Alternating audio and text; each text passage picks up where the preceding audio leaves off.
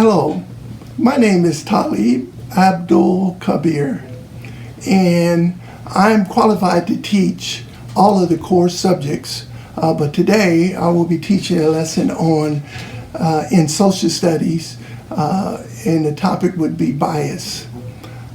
Before I start, let me lay the groundwork for you a little bit. I will be using the platform WebEx, and sometimes I do use Google Classroom, but for this lesson it will be a WebEx lesson, and I would front load the lesson initially with all the terms that I think students need to know before we start the lesson. And so for my English learners and for my resource students, I would make sure that they understand terms such as primary source. They would know what that is, a secondary source, terms such as inference, prejudice, all of these types of terms they would know ahead of time.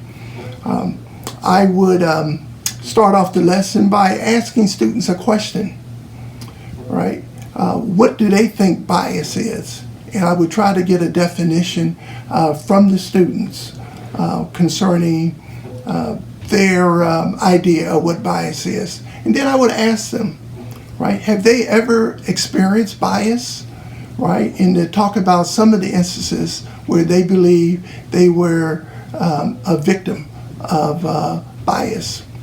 And finally, I would ask my students,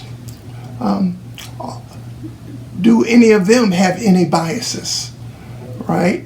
And so we would kick this around and discuss it initially, so that the students will have a good understanding of what we're talking about when it comes to bias. And so the next thing you're going to see in this particular lesson is Nearpod. And Nearpod is going to give you the objectives, the standard that we're dealing with, and all the information. Nearpod is an interactive software which invites students to the question. It takes a poll of students' answers and opinions, and it's very good as far as maintaining students' interests. And so the next slide you're going to see will be the Nearpod slide, and I hope you enjoy the lesson. Thank you.